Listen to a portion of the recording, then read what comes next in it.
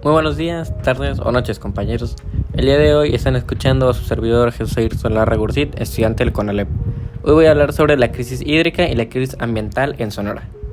La crisis hídrica se define como una situación en la que la demanda de agua dulce supera la cantidad o la cantidad que existe es muy baja. También ocurre cuando se tiene que limitar su uso.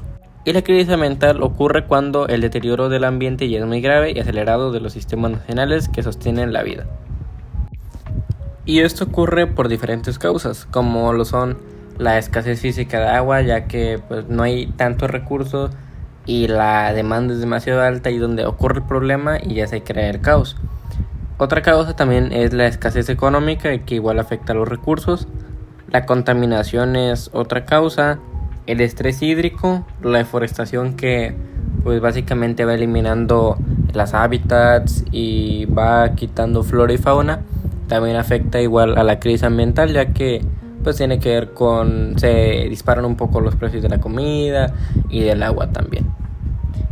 Siguiendo la alteración del clima, como mencionamos anteriormente, la contaminación y la crisis ambiental, eso se relaciona con la alteración del clima, como pasó recientemente en Poza Rica, Veracruz, el día 27 de mayo, donde ocurrió una tormenta, la verdad es que bastante fuerte, en la que los rayos básicamente, podremos decir que de noche primero había muchísimo viento, llovía muy fuerte, y los rayos hacían que la verdad se iluminaran las casas pese a no tener luz.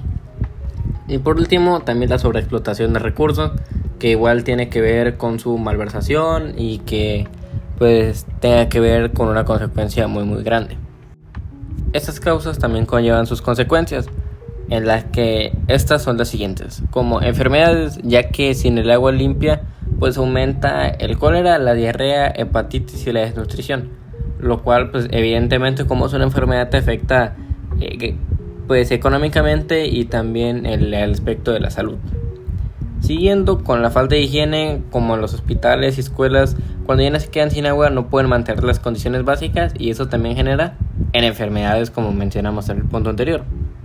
Prosiguiendo con los conflictos por agua, esto tal vez ya puede llegar a ocurrir en un caso muy extremo, en las que pasen peleas entre comunidades, estados y países por ríos y acuíferos.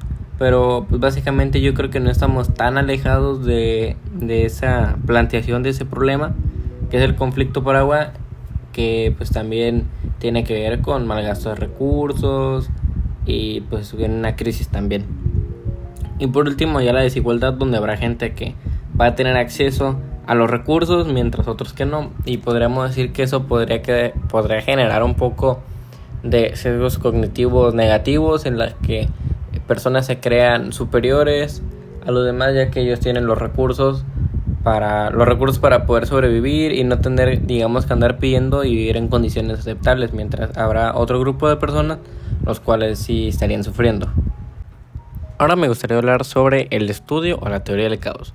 Un dato interesante es que el personaje Ian Malcolm de la película Jurassic Park, él trabajaba o estudiaba la teoría del caos. Esta idea interesante. La teoría del caos consiste en que un pequeño cambio puede conllevar a un gran efecto dominó gigante. El ejemplo que yo propongo, hablando de las crisis, es que cuando talas un árbol o un bosque, esto deriva en que llueve menos, si seca el río y fallan las presas. Al final esto desemboca en una menor cantidad de agua para la ciudad, afectando a la sociedad y a las comunidades, fomentando las batallas por los recursos y que gente se pueda sentir superior a los demás por tener más recursos que los otros. Para arreglar esto en Sonora, o básicamente en todo el mundo, yo propongo que se pueda fundar una ley en la que se estipule bien las áreas en las que puede instalar y en las que no, sugiriendo una limitante para que no puedan ocurrir esas crisis. También limitar o al menos hacer conciencia sobre el mal gasto de agua y los recursos, para que no tengamos, y de por sí ya somos muy dependientes porque se necesita para la vida, que no tengamos que andar sufriendo por ello.